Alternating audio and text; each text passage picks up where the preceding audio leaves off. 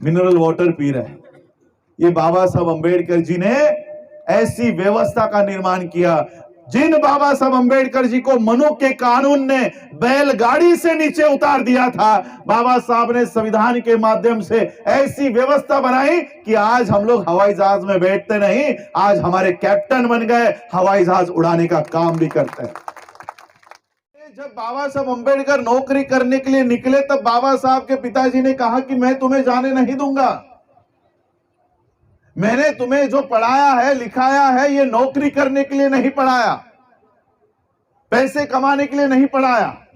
मैंने तुम्हें जो पढ़ाया है वो अपने समाज को गुलामगिरी से मुक्त करने के लिए पढ़ाया है, इसलिए मैं तुम्हें नौकरी करने के लिए जाने नहीं दूंगा।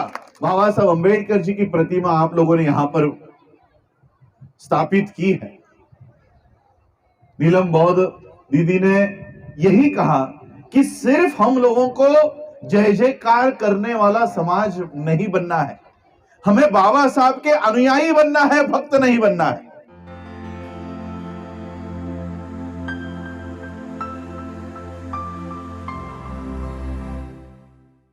आज बनासकांठा में आप लोगों ने बाबा साहब अंबेडकर जी की प्रतिमा मूर्ति का यहां पर अनावरण किया है। आज आप लोगों ने एक जिम्मेदारी का एक काम यहां पर कदम यहां पर उठाया है। बाबा साहब अंबेडकर जी की मूर्ति का अनावरण यहां पर करके अब आप लोगों के ऊपर एक बहुत बड़ी जिम्मेदारी यहां पर पड़ती है, और वो जिम्मेदारी ये है कि जहां पर बाबा साहब अंबेडकर जी का ये स्टैचू खड़ा है, उस स्टैचू के 10 किलोमीटर के रेडियस तक, रेडियस समझ में आता है, जहां पर बाबा साहब का स्टैचू है वहां के अगल बगल के 10 किलोमीटर के दायरे तक, वहां से एक डॉक्टर, एक इंजीनियर, एक आईएएस, एक आईपीएस बनाने की जिम्मेदारी अब आप लोगों के ऊपर आ गई है।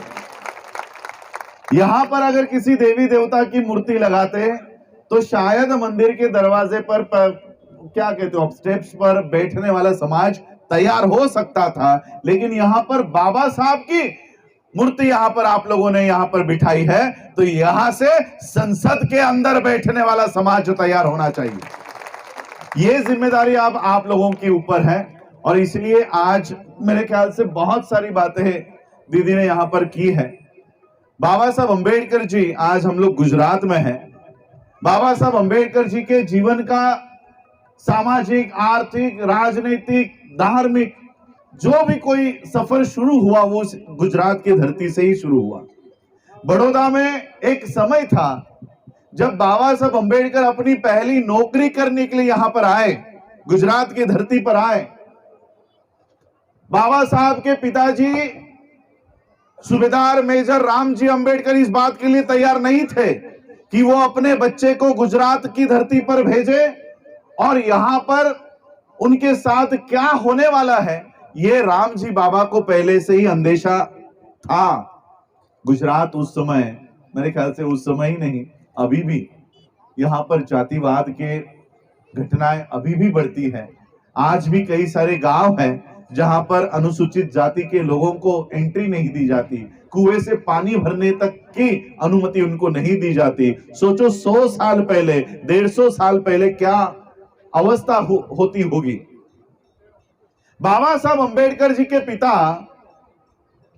ये जब बाबा साहब अंबेडकर नौकरी करने के लिए निकले, तब बाबा साहब के पिताजी ने कहा कि मैं तुम्हें जाने नहीं दूंगा। मैंने तुम्हें जो पढ़ाया है, लिखाया है, ये नौकरी करने के लिए नहीं पढ़ाया, पैसे कमाने के लिए नहीं पढ़ाया। मैंने तुम्हें जो पढ़ाया है वो अपने समाज को गुलामगिरी से मुक्त करने के लिए पढ़ाया है, इसलिए मैं तुम्हें नौकरी करने के लिए जाने नहीं दूंगा।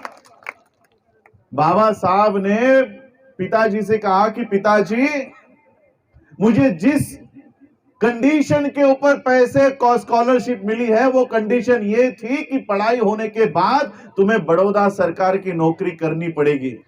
उन्होंने मुझे पैसे दिए, स्कॉलरशिप दी, वो इसलिए दी ताकि मैं उनकी नौकरी कर सकूं। अब मेरी पढ़ाई पूरी हो गई है तो उस कंडीशन के तहत, उस नियम के तहत मुझे नौकरी पर जाना ही होगा। बाबा साहब के पिताजी ने कहा कि मत जाओ, वहां पर तुम्हारे साथ क्या होगा ये तुम्हें पता नहीं है। और जब बाबा साहब नौकरी करने के लिए यहां पर आए, तब हम सबको पता है कि बड़ौदा में बाबा साहब के साथ किस तरह का व्यवहार हुआ। एक अनपढ़ प्यून तक बाबा साहब अंबेडकर जी को फाइल मुंह पर फेंक कर दिया करता था। पानी के घड़े को हाथ लगाने की अनुमति नहीं थी। और जब बाबा साहब अंबेडकर जी को रहने की व्यवस्था जब बाबा साहब की नहीं हो पाई, तब बाबा साहब अंबेडकर जी को पारसी नाम धारण करके एक पारसी गेस्ट हाउस में, समाज का उनका जो भवन होता है उसमें रहने की नौबत आई। और जब पारसियों को पता चला कि बाबा साहब अंबेडकर एक अछूत है, अनुसूचित जाति से है, और ये सारे पारसी लाठी लेकर बाबा साहब को मारने के लिए उस पारसी गेस्ट हाउस पर पहुंचे, तब बाबा साहब वहां पर खड़े होकर डट कर बाबा साहब ने सामना किया। और दूसरे दिन बाबा साहब को वो पारसी का जो गेस्ट हाउस है वो छोड़ना पड़ा। और फिर सूरत में जब बाबा साहब की ट्रेन छूट गई और बाबा साहब जिस पेड़ के नीचे बैठकर बाबा साहब ने संकल्प किया कि इसके बाद मैं नौकरी नहीं करूंगा, जिस वजह से मेरे समाज को गुलाम बनाया गया है, जब तक वह मेरे समाज को उस गुलामगिरी से बाहर नहीं निकालता, तब तक मैं नौकरी या व्यवसाय नहीं करूंगा। और बाबा साहब ने संकल्प लेकर फिर बाबा साहब ने यह आंदोलन शुरू किया।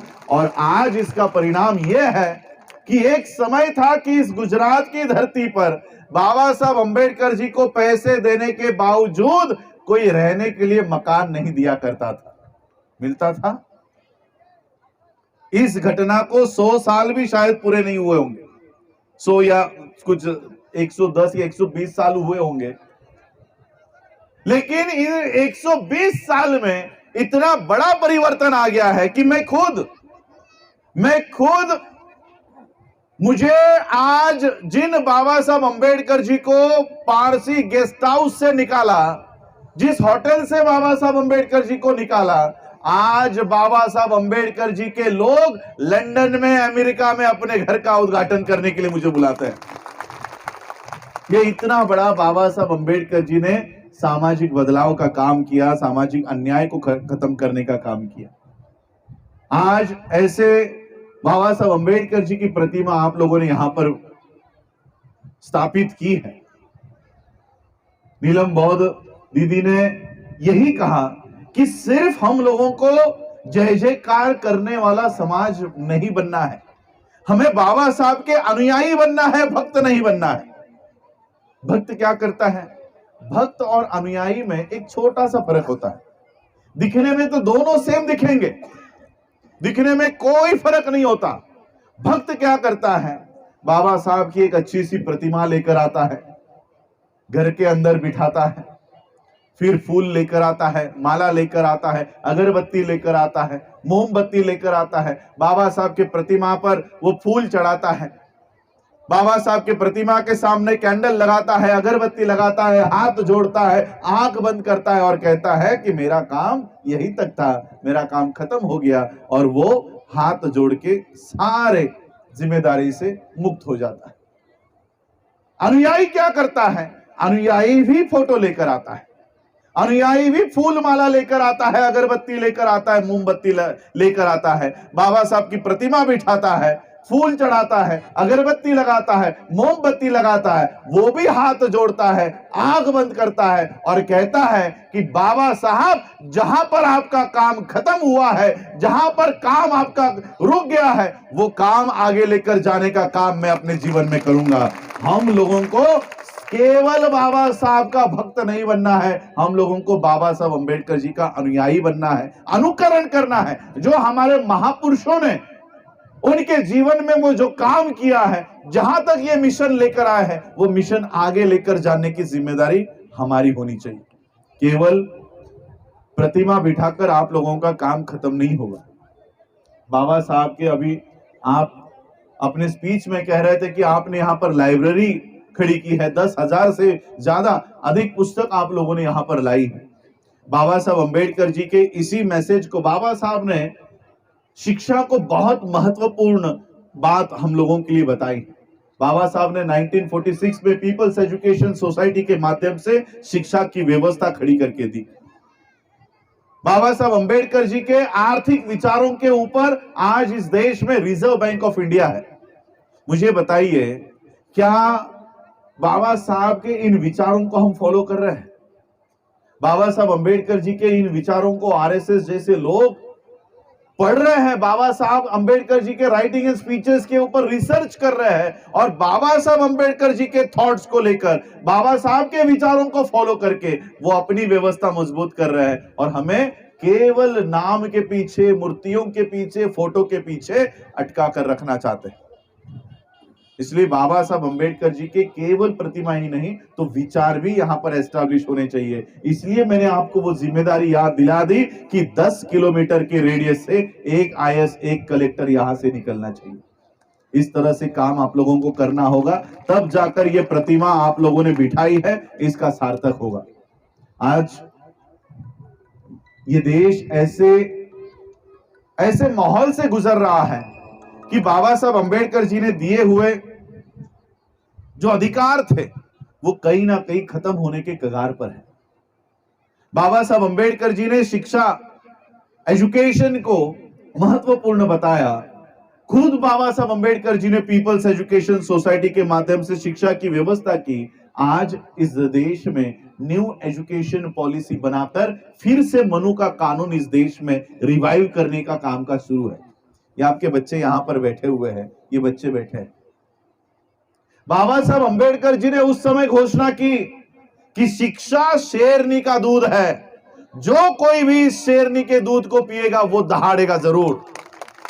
बाबा साहब ने वो घोषणा की। बाबा साहब अंबेडकर जी के इस घोषणा को मानते हुए उस समय की अनपढ़ महिलाओं ने, चाहे वो किसी के खेत में काम करती होंगी, किसी के घर में कूड़ा करकट हटाने का काम करती होगी, लेकिन बाबा साहब ने आदेश दिया है इसलिए उसने अपने बच्चों को पढ़ाना शुरू किया, उसने अपने बच्चों को स्कूल में डालना शुरू किया। अनपढ़ महिला जो किसी के खेत में काम करती थी, उसने अपने घर में डॉक्टर और इंजीनियर तैयार किया। बाबा साहब अंबेडकर जी का आदेश था, इसलिए हमारी अनपढ़ महिला डॉक्टर और इंजीनियर तैयार कर रही थी। अब यहां पर मंच पर हो या आप लोगों में आज का कोई डॉक्टर यहां बैठा हो, वो अपने बच्चों को डॉक्टर नहीं बना सकता। अपने बच्चों को, मुझे गुजरात का पता नहीं, मैं अपने महाराष्ट्र का और मुंबई का आपको एक उदाहरण देना चाहता हूं। अभी 6 दिसंबर को आप लोग भी आते हो, चैत्य भूमि में आते हो, शिवाजी पार्क में सभाएं सुनने के लिए वहां आते हो।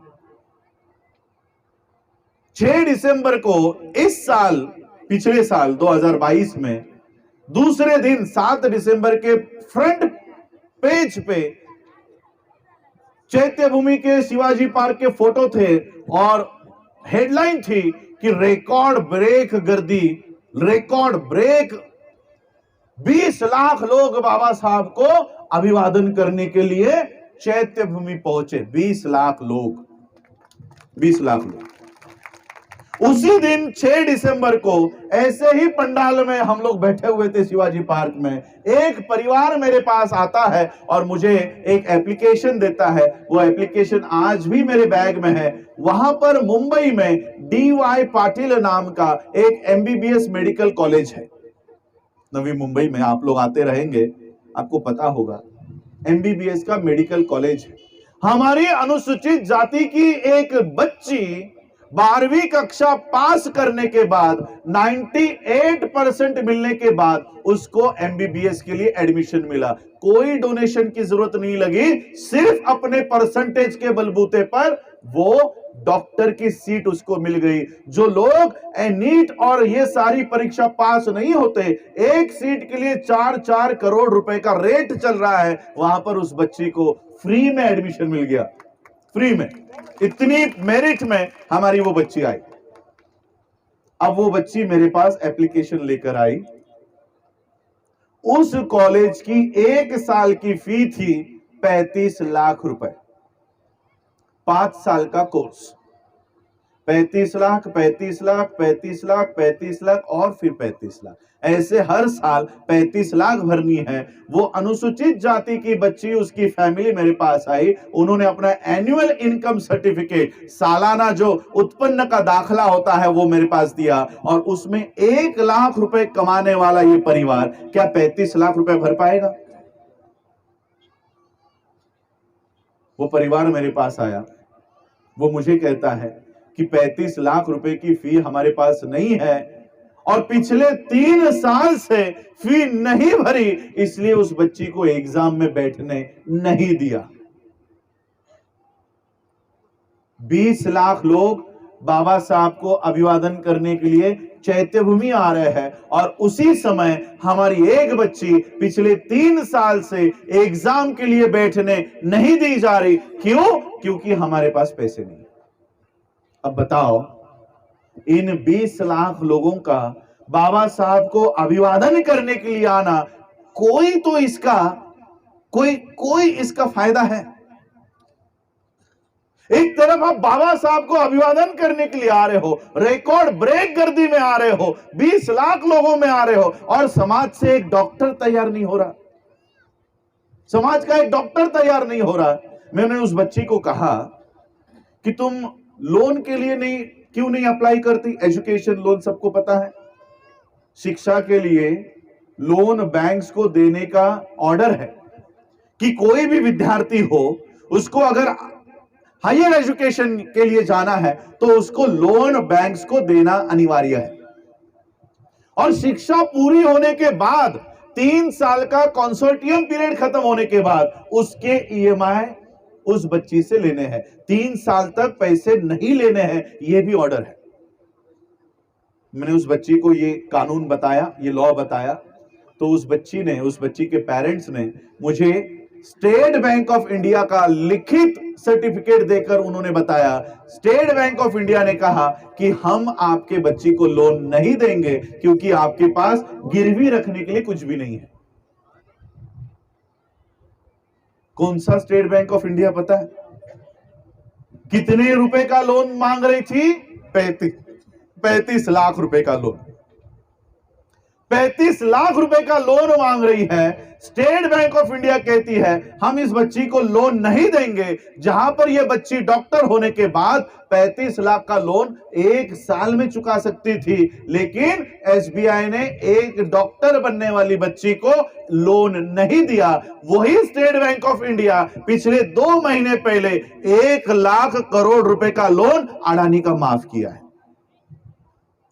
अडानी का 1 लाख करोड़ रुपए का लोन एसबीआई माफ कर रही है। 72,000 करोड़ का लोन अभी उसने माफ किया है, लेकिन हमारी बच्ची को 35 लाख रुपए का लोन नहीं है। अब बताओ, हमारी इतनी संख्या है, फिर भी हम अपना एक डॉक्टर नहीं तैयार कर पा रहे, इंजीनियर नहीं तैयार हो पा रहा।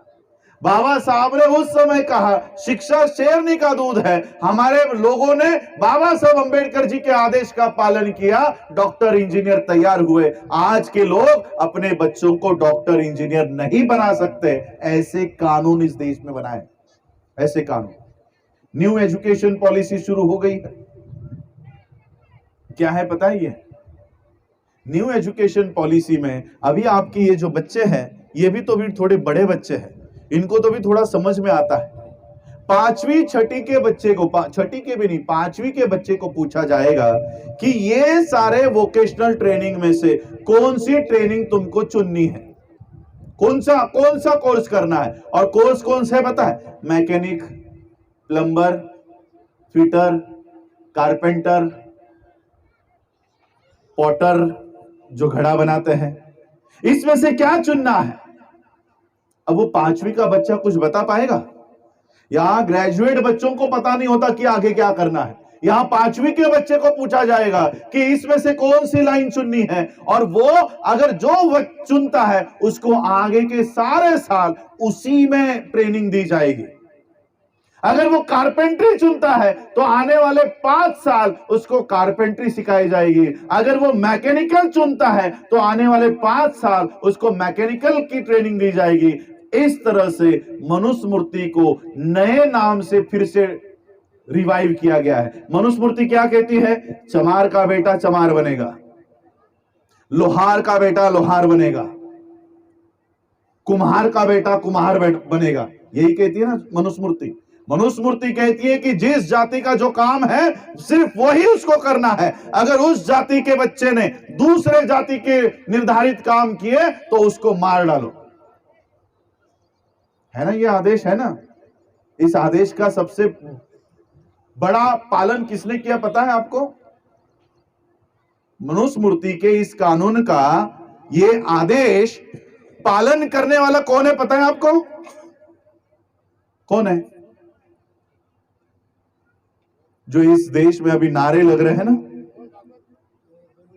जय श्री राम के, उस राम ने इस आदेश का पालन किया है।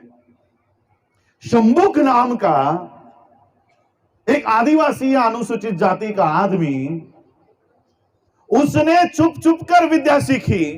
विद्या सीखने का काम किसका होना चाहिए? ब्राह्मणों का। यह अनुसूचित जाति शूद्र अति शूद्र, शूद्र अति शूद्र का आदमी ब्राह्मणों का काम सीखता है, विद्या प्राप्त कर लेता है। इसलिए राजा होने के नाते मनुस्मृति का कानून लागू करना यह राजा का कर्तव्य है। इसलिए राजा बाण उठाता है और उस शंभुक की हत्या करता है। क्यों? क्योंकि शूद्र ने ब्राह्मण का काम सीख लिया और मनु का कानून का उल्लंघन हुआ। ये इस देश में प्रथाएं कथाएं सुनाई जाती है ना, वो कथाओं में भी हम लोगों को नीचा दिखाने का काम करते हैं, कथाओं में भी। तो ये इस देश में कानून लागू हो चुका है। अब किसी कारपेंटर का बच्चा स्कूल में अगर पढ़ता हो, वो क्या घर पे जाके पूछेगा कि पापा इन सारे लाइन में से कौन सी लाइन चुननी है, इन सारे अभ्यासक्रम में से कौन सा अभ्यासक्रम मुझे करना है? अगर पिता कारपेंटर होगा तो वो कहेगा मुझे प्लम्बिंग के बारे में कुछ पता नहीं, मुझे मैकेनिकल के बारे में पता नहीं, तू एक काम कर, तू ये कारपेंट्री चुन। और फिर वो बच्चा अगले 5 साल कारपेंट्री उसे सिखाई जाएगी। बना कि नहीं कारपेंटर का बच्चा कारपेंटर? बाबा साहब ने इस व्यवस्था को खत्म कर दिया था। इस देश में जब संविधान लागू हुआ, संविधान लागू होने से पहले यह प्रथा इस देश में लागू थी। हर जाति का व्यक्ति सिर्फ उस जाति को निर्धारित किए हुए काम को ही कर सकता था, अन्य काम वो नहीं कर पाता। यहां पर हमारी महिलाएं आगे पीछे बहुत संख्या में बैठी है, तो महिलाओं का एक उदाहरण देना चाहता। संविधान लागू होने से पहले महिलाओं को सपने क्या आते थे पता है? महिलाओं को सपने आते थे कि मेरा बच्चा आज छोटा है, 4 साल का है, 5 साल का है, पता नहीं आगे जाके इसका क्या होगा। तो वो उसके फ्यूचर के लिए, उसके भविष्य के लिए चिंतित हुआ करती थी। और चिंता में उसको सपने क्या आते थे? चमार के स्त्री को क्या सपने आते थे पता है? चमार की स्त्री सपना देखती थी कि मेरा बच्चा आज 5 साल का है, सामने के पेड़ के नीचे वो क्या कहते हो आप लोग, मोची या क्या कहते हो, कॉबलर, मोची, मोची बैठता है, लोगों के जूते बनाता है, लोगों के चप्पल सीता है, जूते सीता है, और सारे पैसे उसी को मिलते हैं। मेरा बच्चा जब बड़ा हो जाएगा तो वो सामने के पेड़ के नीचे बैठा हुआ जो मोची है वो बूढ़ा हो चुका होगा, थक गया होगा, तो मेरा बच्चा जाके उस पेड़ के नीचे बैठेगा और लोगों के जूते बनाने का काम मेरे बच्चे को मिलेगा और सारे पैसे मेरे घर में आएंगे। ऐसी वो चमार की स्त्री को सपने आते थे। नाई की स्त्री को क्या सपने आते थे? नाई की स्त्री सपना देखती थी कि मेरा बच्चा 4 साल का है, 5 साल का है, सामने के पेड़ के नीचे जो नाई बैठता है, लोगों के बाल काटता है, सारे पैसे उसी को मिलते हैं। मेरा बच्चा जब बड़ा हो जाएगा तो वो सामने के पेड़ के नीचे बैठा हुआ नाई बूढ़ा हो चुका होगा, मर चुका होगा, तब मेरा बच्चा जाके उस पेड़ के नीचे बैठेगा और सभी लोगों के बाल काटने का काम मेरे बच्चे को मिलेगा, सारे पैसे मेरे पास आएंगे। ऐसे सपने देखा करती थी हमारी महिलाएं। बाबा साहब अंबेडकर जी ने संविधान इस देश को निर्माण करके दिया और ऐसी व्यवस्था बनाकर दी कि संविधान लागू होने के बाद आज हमारी स्त्रियों को क्या सपने आते पता है? हमारी स्त्रियां आज क्या सपना देखती है, चाहे वो चमार की हो, नाई की हो, वो किसी भी जाति की हो, किसी भी धर्म की हो, वो क्या सपना देखती है? उसको सपना आता है कि मेरा बच्चा आज 5 साल का है, मेरा बच्चा आज 10 साल का है, सुप्रीम कोर्ट का जज आज 40 साल का है। जैसे ही वो रिटायर हो जाएगा, मेरा बच्चा बड़ा हो चुका होगा, और जैसे ही वो रिटायर होगा, मेरा बच्चा जाके सुप्रीम कोर्ट के जज के कुर्सी पर जाकर बैठेगा। बाबा साहब अंबेडकर जी ने इस व्यवस्था को इस देश में लागू किया। आज फिर से हमें उस मनुस्मृति के व्यवस्था में लेकर जाने की पहल शुरू हो चुकी है। मनुस्मृति की व्यवस्था फिर से इस देश में लागू होने के कगार पर है। इस देश की आर्थिक, इस देश की शैक्षणिक, ये सारी व्यवस्थाएं खत्म की जा रही है। मैं हमेशा ये सवाल करता हूं कि ये संविधान से इतनी नफरत क्यों है? संविधान का कौन सा ऐसा आर्टिकल है जो इस देश के प्रधानमंत्री को काम करने से रोक रहा है? बताओ मुझे। संसद में बहुमत में आप हो, राज्यसभा आपके हाथ में है, पूरा मीडिया आपके हाथ में है, पूरे सारे लोकल लेवल से लेकर सुप्रीम कोर्ट तक सारी व्यवस्था, न्याय व्यवस्था आपके हाथ में है, पूरा प्रशासन आपके हाथ में है, फिर क्या दिक्कत है आपको? कोई काम करने से रोक रहा है क्या? अब तो विरोधी पक्ष भी नहीं रहा, देश पूरी तरह से फैसिज्म की ओर बढ़ चुका है। फिर इतना सब कुछ होने के बावजूद ये संविधान से इतना नफरत क्यों करते हैं? संविधान हटाना क्यों चाहते हैं? इस देश के कई सारे राज्य के मुख्यमंत्रियों के ये स्टेटमेंट्स है कि हम संविधान हटाएंगे, हम संविधान बदलेंगे। मनोहर लाल खट्टर, हरियाणा के चीफ मिनिस्टर, उन्होंने ये बयान दिया। हमारे यहां का महाराष्ट्र का देवेंद्र फडणवीस, उसने ये बयान दिया। कई सारे राज्यों के मुख्यमंत्री पोस्ट के छोटे मोटे कार्यकर्ता अगर ये स्टेटमेंट देते तो हम उसको संज्ञान में नहीं लेते, लेकिन मुख्यमंत्री पोस्ट पे बैठे हुए लोग भी संविधान को हटाने की बातें क्यों कर रहे हैं? मैं आपको एक छोटा सा उदाहरण दूंगा। बाबा साहब अंबेडकर जी के पिताजी सूबेदार मेजर थे, आप सबको पता है। मऊ में बाबा साहब का जन्म हुआ, military headquarter of war, MHOW। बाबा साहब के पिताजी क्योंकि वो मिलिट्री में थे, इसलिए हमेशा उनकी पोस्टिंग अलग अलग जगहों पर हुआ करती थी, और फिर वो घर से हमेशा दूर दूर दूर रहा करते थे। बाबा साहब जब 7वीं 8वीं कक्षा में जब पहुंचे, तब भी बाबा साहब के पिताजी की पोस्टिंग घर से थोड़ी नजदीक, कुछ 125 किलोमीटर दूरी पर हुई। तो बाबा साहब के पिताजी को लगा कि अब मेरी पोस्टिंग घर से थोड़ी नजदीक हुई है, तो क्यों ना अपने बच्चों को बुलाया जाए, उनको मिला जाए। बहुत महीने हो गए मैंने अपने बच्चों को नहीं देखा, मैंने अपने भिवा को नहीं देखा। बाबा साहब का बचपन का नाम भिवा था। तो पिता को लगा मैंने अपने बच्चों को नहीं देखा, मैंने भिवा को नहीं देखा, क्यों ना उनको बुलाया जाए। और इसलिए बाबा साहब के पिताजी ने एक टेलीग्राम किया, बाबा साहब के नाम से टेलीग्राम किया और लिखा कि अगर आपके स्कूल को छुट्टियां लग गई हो तो आप लोग मुझे मिलने के लिए आ जाओ।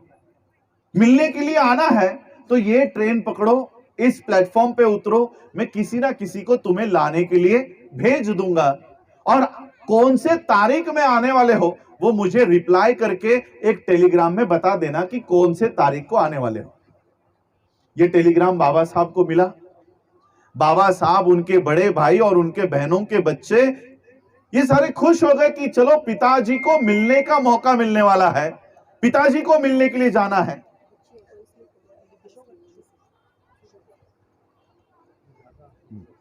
अच्छा, ये गांव की एक लड़की MBBS की 4th में चल रही है। अच्छा, है? अच्छा, चलो चलो, बहुत। अशोकगढ़ की एक पर्ची आई मुझे कि अशोकगढ़ की एक मजदूर फैमिली है, मजदूर मजदूर फैमिली की बच्ची एमबीबीएस के 4थे साल में है। यह है बाबा साहब का संविधान। अगर मनु का कानून होता तो इस मजदूर की बच्ची को एमबीबीएस नहीं, उसको सिर्फ मजदूर बनाया जाता। आज एक मजदूर की बेटी डॉक्टर बन सकती है, यह बाबा साहब का कानून है। और इसलिए ये आने वाले समय में हमारे बच्चों को मजदूर से मजदूर ही बनाने की कोशिश में लगे हैं। तो बाबा साहब अंबेडकर जी ने रिप्लाई किया कि हम इस तारीख को ट्रेन पकड़ लेंगे, हमें लेने के लिए किसी ना किसी को भेज देना। अब ये टेलीग्राम बाबा साहब अंबेडकर जी के पिताजी के ऑफिस में जिस व्यक्ति को मिला, उस व्यक्ति ने ये टेलीग्राम बाबा साहब के पिताजी को दिया ही नहीं। अब पिता को पता नहीं है कि बच्चे कब आने वाले हैं, और यहां से बच्चों ने ट्रेन पकड़ ली। जिस स्टेशन पे उतरने के लिए कहा था उस स्टेशन पे जाके उतर गए, और वो अपने पिता की राह देख रहे कि हमें लेने के लिए किसी ना किसी को भेज देंगे। ट्रेन आकर चली गई, सभी लोग अपने अपने दिशा में चले गए। ये बच्चे चार या 5 बच्चे वैसे ही खड़े हैं, अपने पिता की राह देख रहे हैं, पिता के ऑफिस से कोई आएगा इसकी राह देख रहे हैं। स्टेशन सुनसान हो गया। स्टेशन मास्टर ने देखा कि ये बच्चे अच्छे कपड़ों में हैं, शायद सवर्णों के बच्चे होंगे, ब्राह्मणों के बच्चे होंगे। तो ये स्टेशन मास्टर नजदीक आया, बच्चों को पूछा कि तुम लोगों को कहां जाना है, तुम लोगों को लेने के लिए कोई आया नहीं?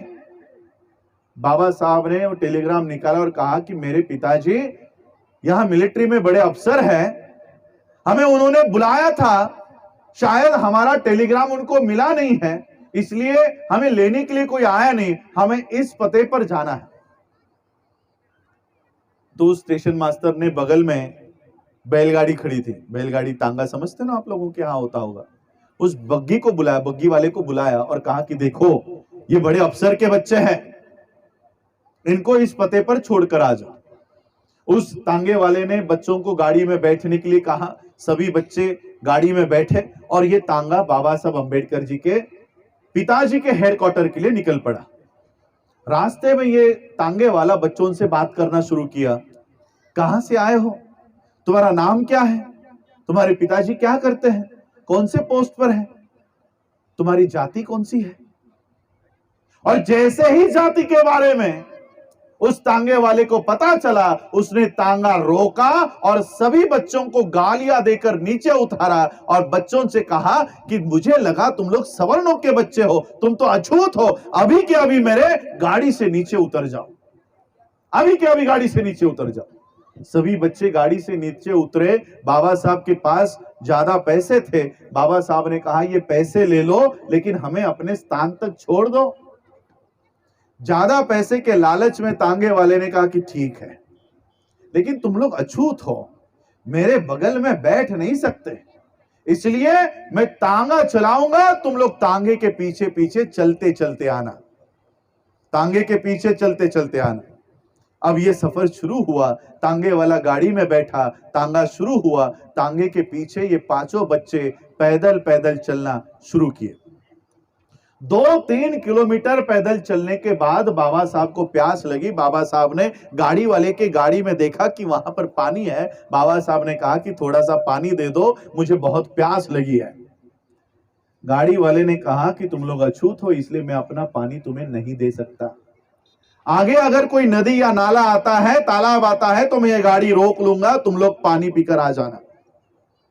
और 2-3 किलोमीटर चलने के बाद गाड़ी वाले को कुछ पानी दिखाई दिया। उसने गाड़ी रोकी और बच्चों से कहा कि वो देखो आगे कुछ पानी पड़ा हुआ है, जा जाकर पानी पीकर आ जाओ। बच्चे भागते भागते उस पानी के यहां गए। नजदीक जाकर देखते हैं तो क्या, ये तो सिर्फ कीचड़ है, यहां तो पानी भी नहीं है, पानी भी सूख गया है। अब प्यास लगी है, करे क्या।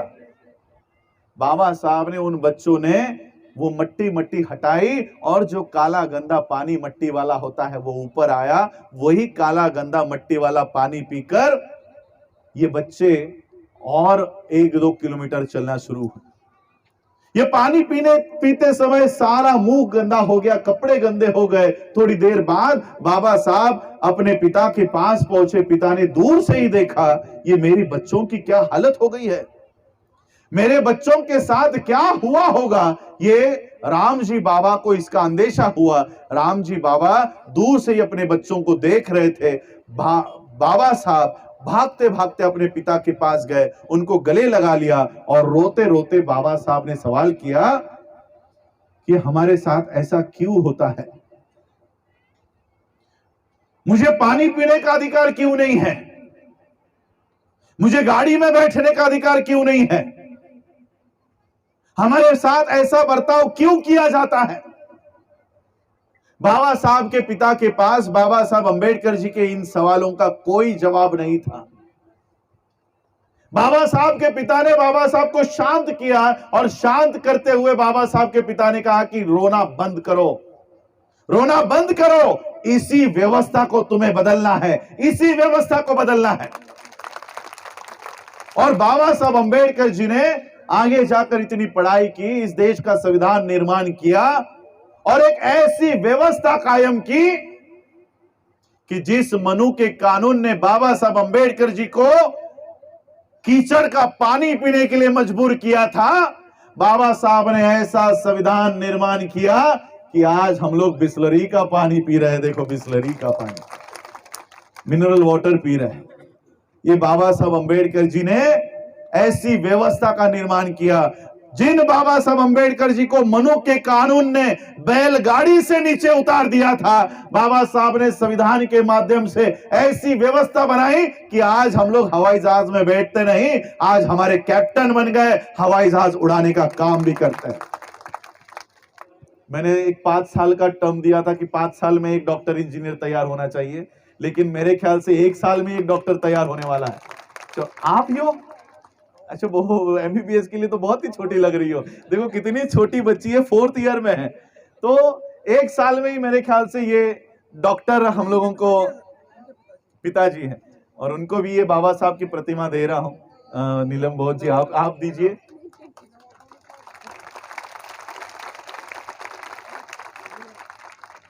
हर घर में से एक डॉक्टर तैयार होना चाहिए, आईएएस होना चाहिए, आईपीएस होना चाहिए, और इस तरह से ही हम लोग बाबा साहब को सही मायने में अभिवादन कर पाएंगे। और यही मेरी मंगल कामनाएं बच्ची के साथ है। आप लोगों ने मुझे यहाँ बुलाया, आयोजकों ने मुझे यहाँ बुलाया, मैं सबका आभार व्यक्त करता हूँ। और आप लोगों ने मुझे यहाँ सुना, उसके लिए आप सभी लोगों का भी। ये कल से हमारे साथ में है, डीआईडी में इसके वीडियो हमने देखे, डांस इंडिया डांस में भी हमारे इतने सारे गौरवशाली बच्चे हमारे साथ है, पास है, सिर्फ हम लोग उनको प्लेटफॉर्म नहीं दे पा रहे। तो ये भी, इनका भी गौरव हम कर रहे हैं। सबका गौरव है, सबका। बहुत अच्छे आप लोगों ने। जी, मैं अपना बात खत्म करता हूँ।